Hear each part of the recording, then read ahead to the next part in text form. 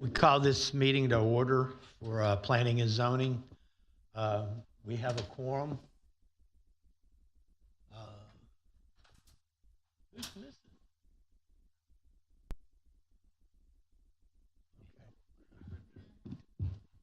Date and time? Okay, he's coming in, so.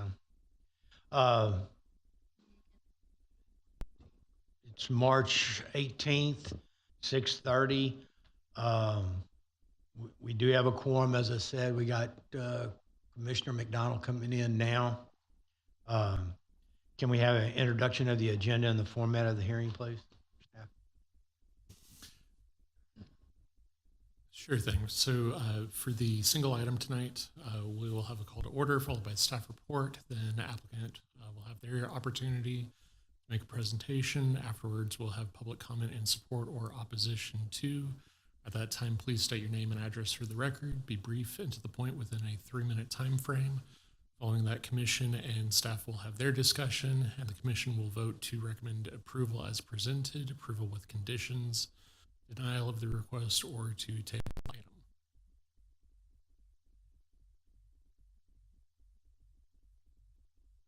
So you've got the consent agenda that has excusal of absence for Commissioner Hendricks from March 4th, and then approval of minutes also from March 4th.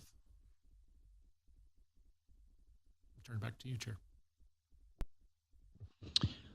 Okay, can I have a motion and a second for the consent agenda? It's Commissioner Kuhn. I'll start that motion. Commissioner Forts, a second. Okay, any discussion?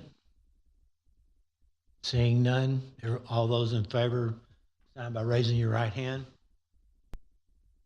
All those opposed, the same. Carries 7-0. All right, that goes right into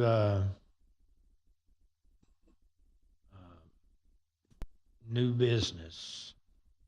And let me see.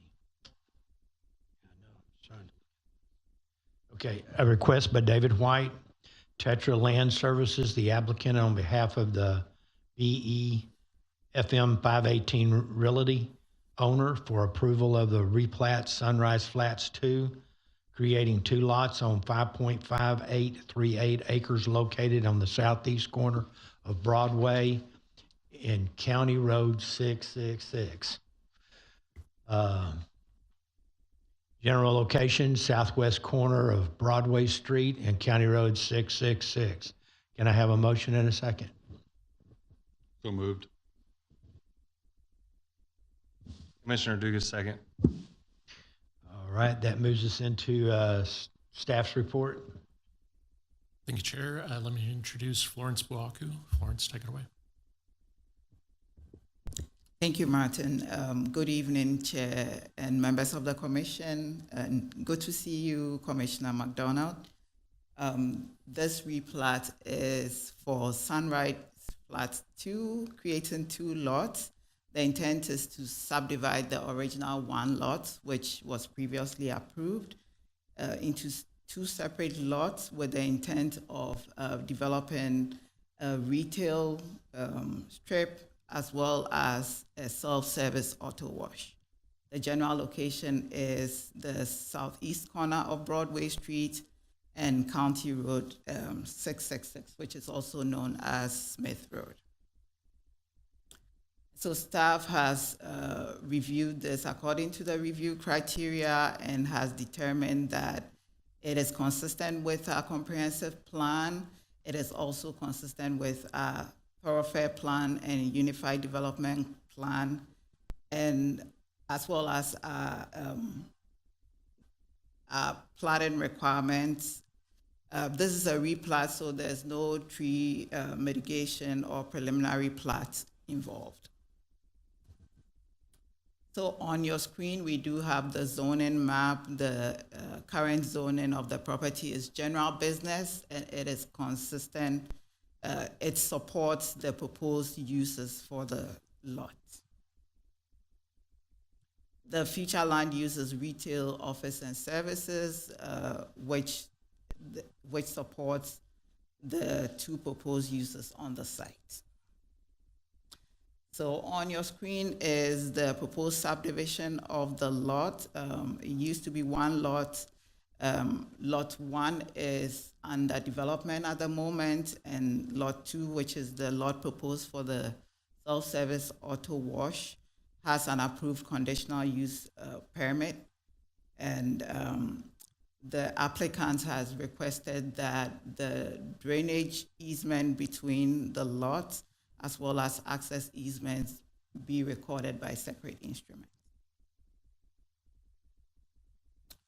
Staff has reviewed the replat based on the criteria outlined in the Unified Development Code for approval of final plats and has determined that it meets all the criteria.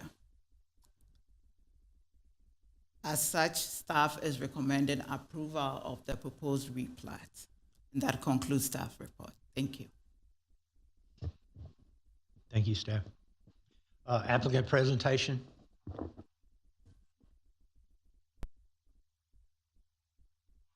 Yes, sir. Go to the podium, state your name and address, please, for the record.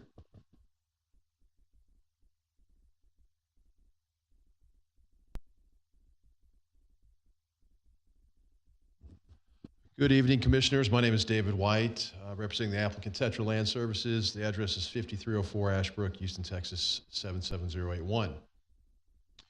I believe this application is pretty straightforward for the replat, dividing one lot into two.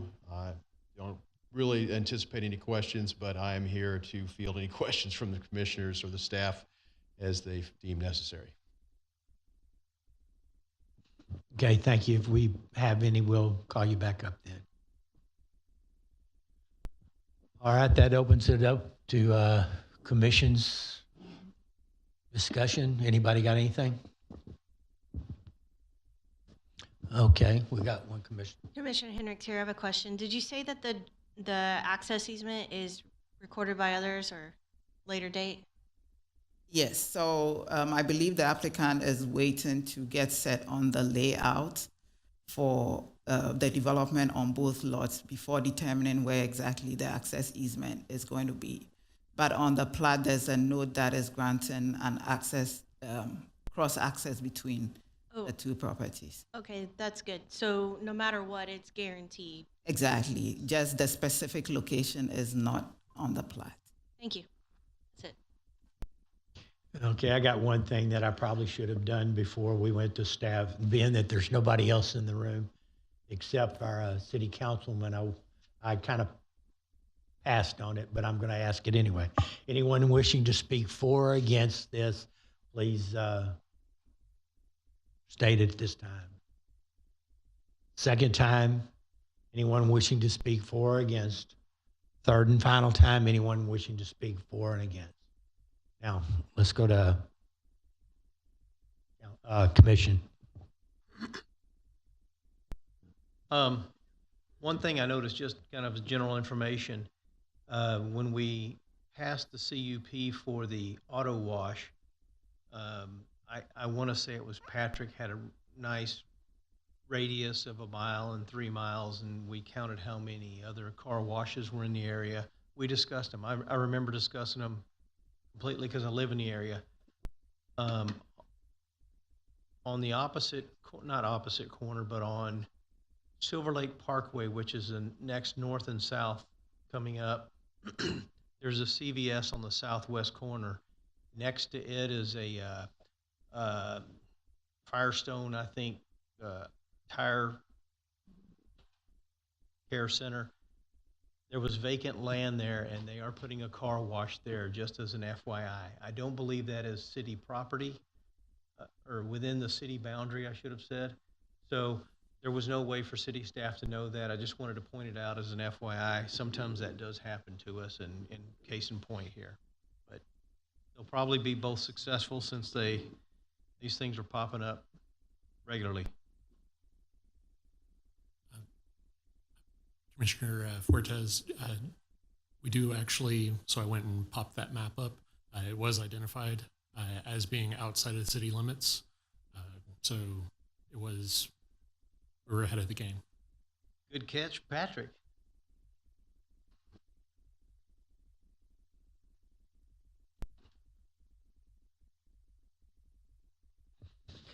All righty, that's, any more discussion?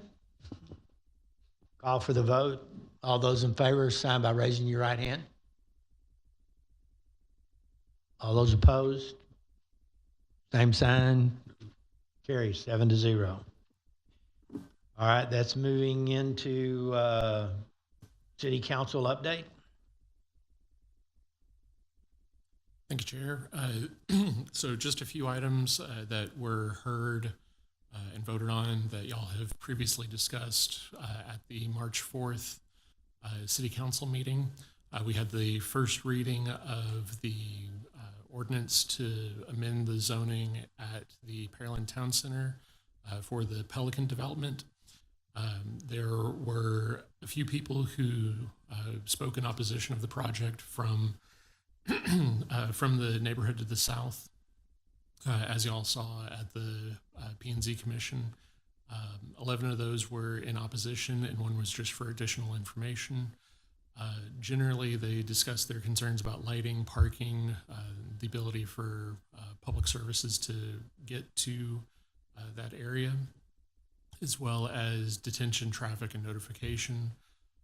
Through the discussion, the council ended up voting for approval of the project 4-2, and they had two stipulations on that approval. One was to incorporate dark skies type lighting requirements, and that's generally where all of the lighting is shielded or pointed down in order not to shine light on any adjacent property.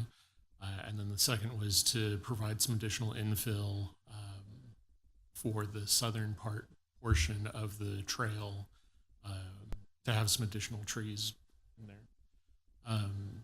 Second reading is scheduled for next week on that project. So we'll see how City Council fares with the amended plan development document.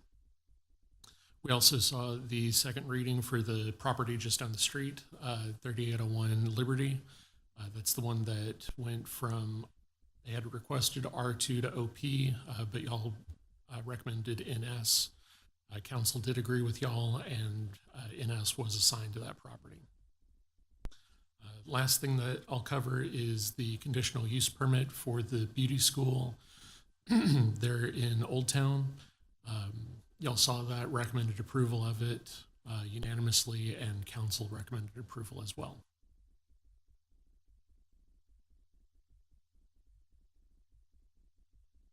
All right, that brings us to Commissioner Activity Report. Anybody have anything to report?